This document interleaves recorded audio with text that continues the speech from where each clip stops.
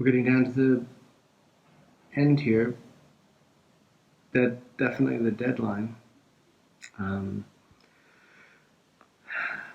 finish line. And kind of maybe the one part of the process that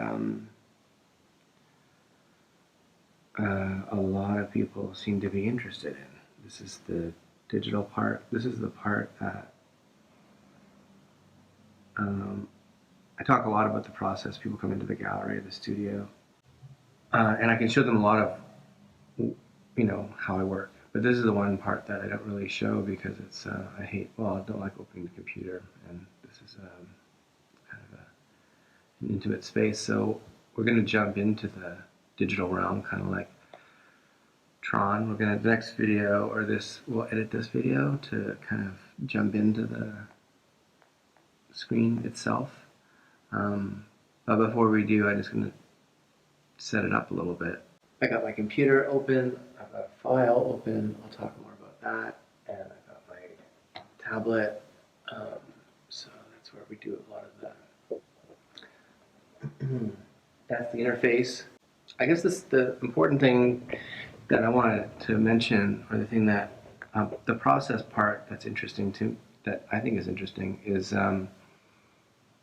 that I used to be an illustrator. I used to be a commercial illustrator, and a lot of what I did was collage stuff.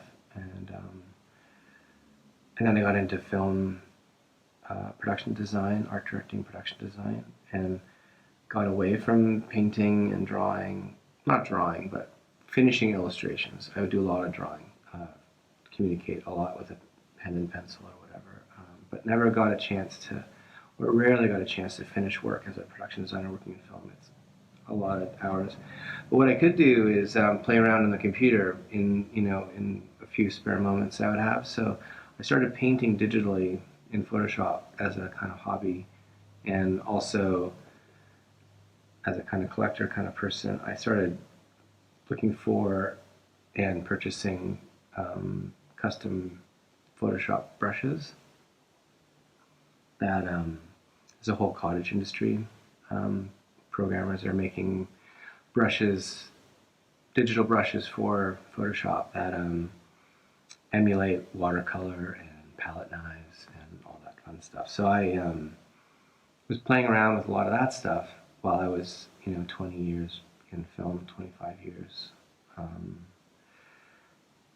And I knew that when I got back into the studio and could finish a painting, I wanted to be able to bring some of this stuff with me, some of the techniques that I was using. But I didn't want to go back to collage. I didn't want to stick paper on a surface, at least not right now. And so I was sort of experimenting with ways to get the digital painting that I was doing onto a canvas so I could continue the painting in an analog setting. So that's just a little bit of a setup of kind of how I arrived at this process that I've been using, and it's easier to show you, so we'll just jump into it. But I can quickly say that this is where we are with the painting. So basically what I do is, if you've been following along, you've seen that I've taken pictures of this just with an iPhone, and then I'll scan that, or I'll basically with that iPhone picture put it in Photoshop. So that's the next thing you're going to see. Also, that whale sketch that I did a couple of videos ago, or last video, or whatever, the charcoal drawing, that also, I take a picture of that, and that also will be put into the Photoshop file here. So I guess let's jump into that. So this is kind of a new experience for me. It's kind of like letting you guys into my bedroom, but here's our Photoshop file.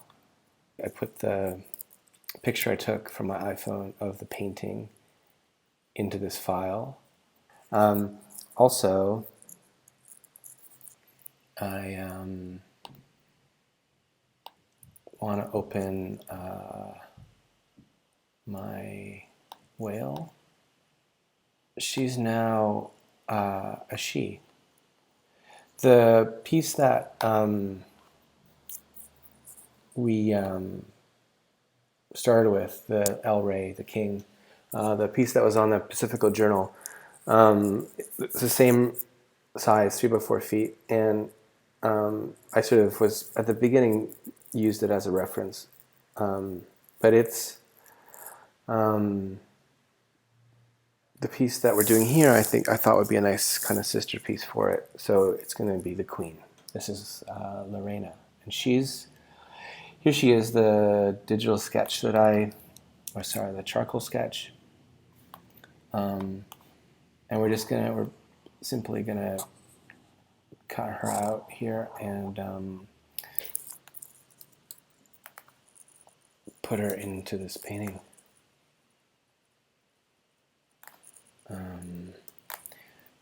It's kind of as basic as that. We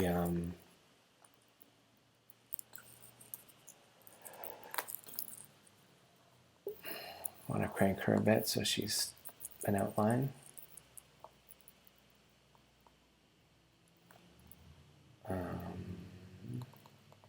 Somewhere in there.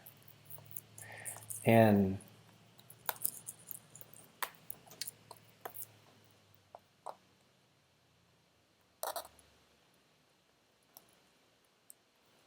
we're gonna really just kind of move her around until we find a thing that we like. I don't know if you still remember the El Rey piece, but he was kind of coming in from the side, and I want to kind of see all of her, so I'm going to put her kind of majestically sailing in the middle of the sky. For the sake of argument, let's say that's what she is there. I also imported a couple other whales. I don't do original sketches for each piece anymore because I have some poses that I really like from my other paintings. Those other paintings I did similarly to what you see here. She's a charcoal drawing. Sometimes it's just pencil, sometimes it's ink, and then I just keep them in a library, in digital library, to pop them in quickly and play around. So here's a guy named Top Whale. Here's a guy named Blurry Whale. There's a Mama Whale. There's Arched Whale. There's El Rey, the King. He's the guy that was there before. I think, first of all, I think she should be not alone, but not too crowded. In the El Rey piece, I think there's 2 other whales, and of course I like odd numbers.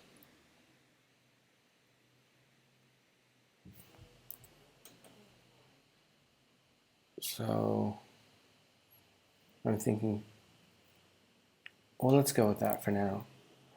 And for sake of argument, let's put Blurry Whale down there.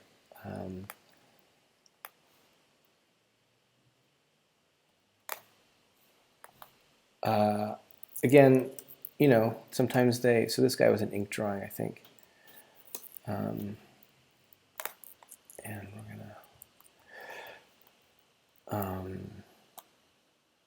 gonna, this is all about composition at this point. I have a background I love. I really like where we're going with it. It will still get painted a little bit. I'm still unsure about this, some unresolved stuff in here, but overall this is basically the thing we're looking at. So now we're just sort of playing with where the whales want to be, and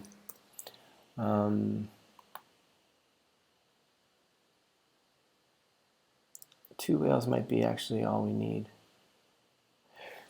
Maybe we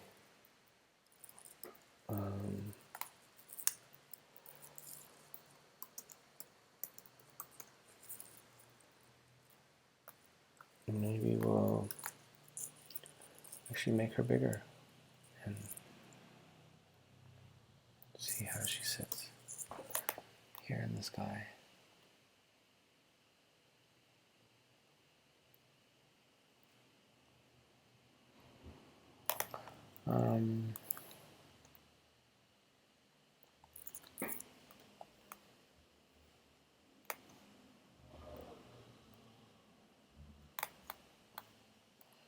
Here's another ink.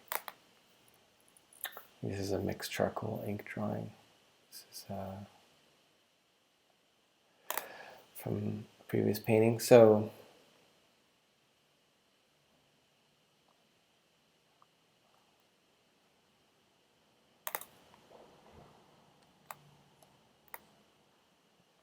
I can spend hours or days doing this, moving stuff around, sizing them.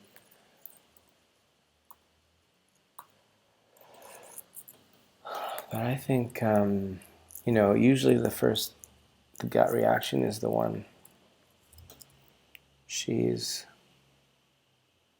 It's all about the queen for this one. So there she is. Maybe that's her partner El Rey in the background, or maybe just an old friend following her in the sky.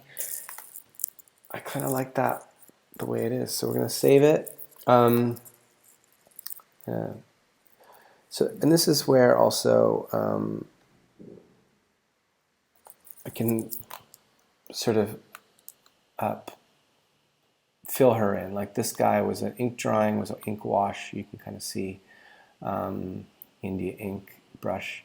I don't know that I did much to him digitally, but he transfers really well. I always call him Blurry Whale because he's a good background kind of whale. But for the foreground, I like the texture to be a little more extreme like this, a little more crunchy. So, you know, I've got a bunch of brushes here. And basically what I'm going to do is just maybe fill her in a little bit. Not too much because I quite like the charcoal drawing, but you can see I've got a brush here. Just for sake of argument, let me show you what this looks like. It's kind of like a, I don't know what it is. It's kind of charcoal-y. Let's zoom in, have a look. You know, it does this kind of odd, kind of cool texture thing, almost oil pastel like, and it goes really well with the charcoal. So hence, but like I said, you don't really need that much. And again, if it gets too black at this stage, too much dark area, it when it prints out, it gets kind of splotchy. So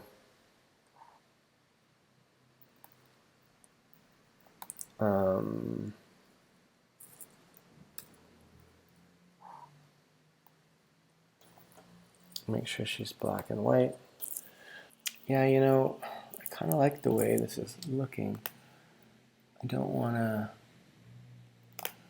I'm going to add a little bit.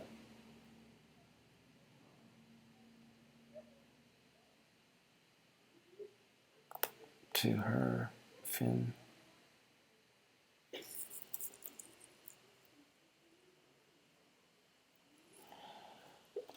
When it prints out, I need more of a line drawing anyway, so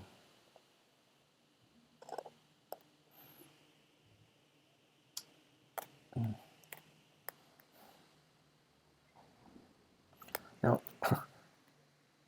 maybe there's not much to show you here. This might be about what we're talking about. I really like this pose that I did in this quick sketch. Kind of captured her. I wonder if maybe she's a little fat. Maybe she needs to be stretched her out a little bit. And these are all the great things you can do digitally, right?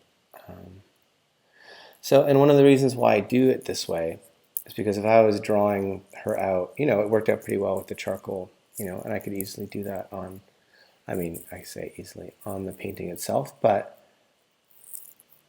actually if I screw it up, I'm having to paint over it on the painting, and then I'm losing some of this background that I've kind of worked hard to get where I want it. So the background can stay where it is. I can work out the composition here digitally. I can add digital texture, painting texture, work on my compositions, size and scale of the things. Here's another thing maybe that we'll do. I brought in some birds. These are from also a previous painting. Might be fun for scale. We'll bring them in just to check it out. See what that looks like.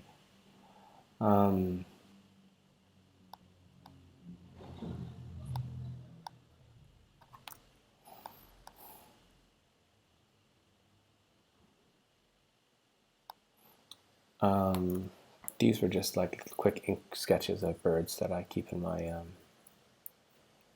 files. And yeah, I think that's it.